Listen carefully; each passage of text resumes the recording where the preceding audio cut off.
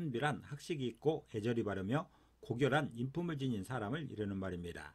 그야말로 인의예지를 고루 갖춘 덕망이 높은 사람이지요. 이런 분들이 이 시대의 참 스승이고 지도자라 할 수 있습니다. 반갑습니다. 셋단자 627강입니다. 오늘은 선비사자를 중심으로 하는 5개 한자를 셋단자로 해석해 보겠습니다. 먼저 중심자로 사용될 선비사자입니다. 선비사자는 선비를 이르는 말이지요. 선비란 학식이 있고 애절이 바르며 고결한 인품을 지닌 사람을 이르는 말이지요. 이 선비사자는 한일자와 흑토자로 구성되었습니다. 그 중에 한일자는 숫자 하나를 의미하는데 지금처럼 글자 상단에 위치하면 하늘을 의미하고 있습니다. 그리고 흑토자는 흙이지요. 땅을 말하고 있습니다. 이번 경우는 세상사로 해석하겠습니다. 그래서 선비사자는 땅보다 하늘이 더 큰 사람이 선비라 표현하고 있습니다. 다시 말해서 세상사의 관심보다는 하늘의 이치에 관심을 둔 사람을 선비라 하는 것이지요. 보통 사람들은 그저 땅만 보고 살아갑니다. 세상사에만 관심이 있는 것이죠. 그렇지만 선비는 그렇지 않습니다. 하늘에 더 큰 뜻을 두고 살아가는 사람이 바로 선비입니다. 땅에서의 생활보다 하늘의 이치에 더 관심 있는 그 사람을 선비라 하고 있습니다. 선비사자 중에 땅에 해당하는 아랫부분의 한일자보다 하늘에 해당하는 윗부분의 한일자가 더 긴 모양입니다. 땅보다는 하늘에 더 큰 뜻을 두고 있는 사람, 그 사람을 선비라 하는 것입니다. 세상사의 관심보다는 하늘의 이치에 관심을 둔 사람이 선비라 할 수 있습니다. 사용 단어로서는 보이국사가 있습니다. 보이국사는 남을 국사로 대우하면 자기도 국사로 대접받는다는 뜻으로서 남을 인정해주면 그 이상의 보람이 따른다는 뜻입니다. 또 열사라고 할 때나 용사라 할 때도 선비사자가 사용되고 있습니다. 선비를 의미하는 중심자인 선비사자에 또 하나의 부수를 추가할 때마다 또 다른 한자를 만날 수 있습니다. 이것이 바로 셋다자입니다. 선비사자가 사용된 첫 번째 관련자는 섬길사자입니다. 섬길사자는 섬기다는 뜻이 있죠. 섬기다는 것은 잘 보시어 받드는 것을 말하는 것이죠. 이 섬길사자는 사람인변에 선비사자로 구성되었습니다. 그 중에 사람인변은 사람을 의미합니다. 선비사자는 선비를 의미하는 것이죠. 그래서 섬길사자는 사람들이 선비를 대하는 태도가 섬김이라 표현하고 있습니다. 다시 말해서 덕망이 있는 사람은 사람들에게 존경과 애우를 받게 되는 것이죠. 참 선비라면 모든 사람들의 존경을 받게 됩니다. 섬김을 받게 되는 것이죠. 그 모양을 설명하는 글자가 섬길사자입니다. 선비의 참 모습은 스승에서 나타나는 것이죠.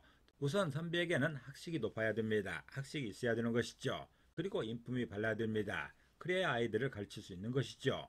학식이 높고 애절이 바르며 고결한 인품을 지닌 사람이 참 스승이고 그런 분들이 아이들을 가르칠 때 이 시대에 동량이 나오는 것입니다. 그런 선비가 잇따라치면 모든 사람들이 그를 존경하게 되어 있습니다. 그를 섬기게 되어 있는 것이죠. 그 모양을 설명하는 글자가 섬길사자입니다. 섬길사자는 사람들이 선비를 대하는 태도가 섬김이라 표현하고 있습니다. 덕망 있는 사람은 사람들에게 존경과 애우를 받게 되는 것이죠. 그 모양을 섬길사자로 표현하고 있습니다.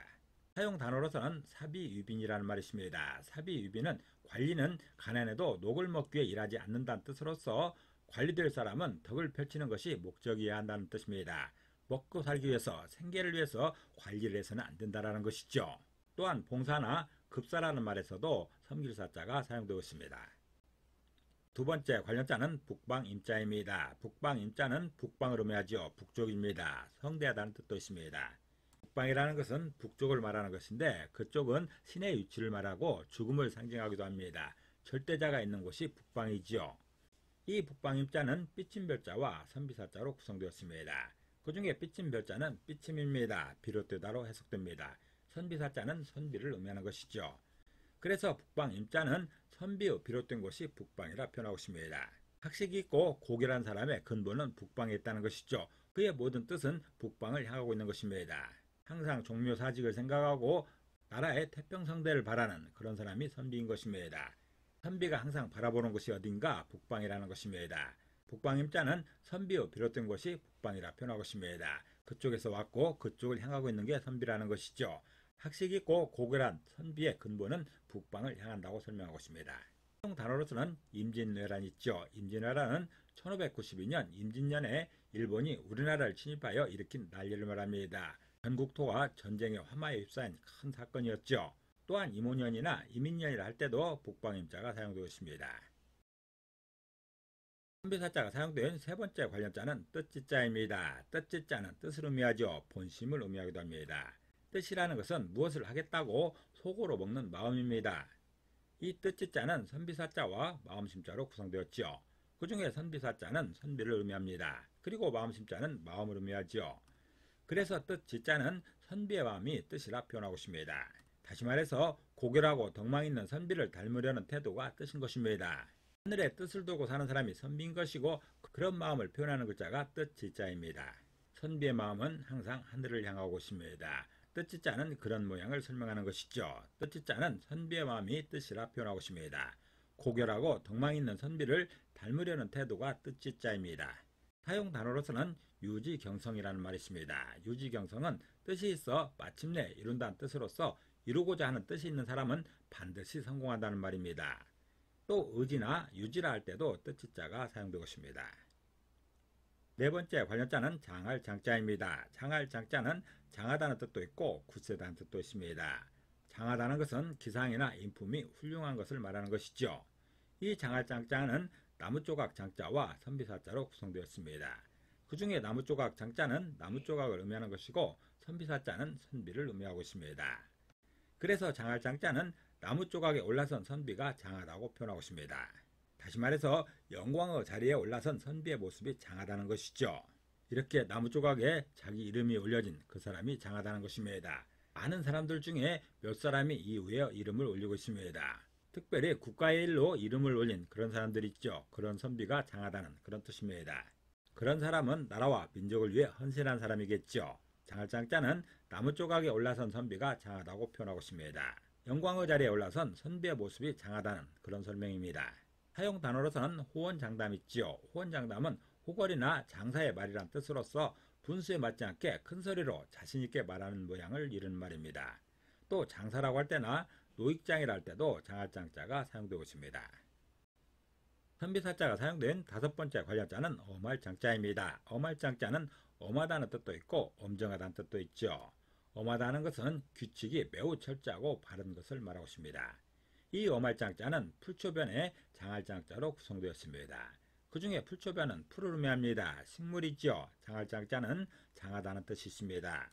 그래서 엄할장자는 식물이 장하면 엄정하다고 표현하고 있습니다. 다시 말해서 식물은 환경이 매우 철저하고 바르면 잘 자란다는 뜻입니다. 식물에게는 주변 환경이 매우 철저하고 바른 환경이 되게 되면 아주 잘 자란다는 뜻이죠. 이렇게 식물이 잘 자란 이 모양을 엄하다고 표현하고 있습니다. 어떤 환경에서는 그렇게 될 수밖에 없는 그런 상황을 표현한 글자가 엄할장자입니다. 엄할장자는 식물이 장하면 엄정하다고 표현하고 있습니다. 다시 말해서 식물은 환경이 매우 철저하고 바르게 되면 잘 자란다는 것이죠. 가장 좋은 모습으로 자란다는 그런 뜻입니다. 사용 단어로서는 장주지몽이 있습니다. 장주지몽은 자아와 유교의 구별을 잊어버린 경지란 뜻으로서 사물과 자신이 한 몸이 된 경지를 이루는 말입니다. 또한 장엄하다고 할 때나 동양고전의 철학자인 장자라 할 때도 엄할장자가 사용되고 있습니다. 오늘은 셋단자 627강으로서 선비사자를 중심으로 하는 5개 한자를 셋단자로 해석해봤습니다. 오늘 배운 것을 다시 한번 요약하겠습니다.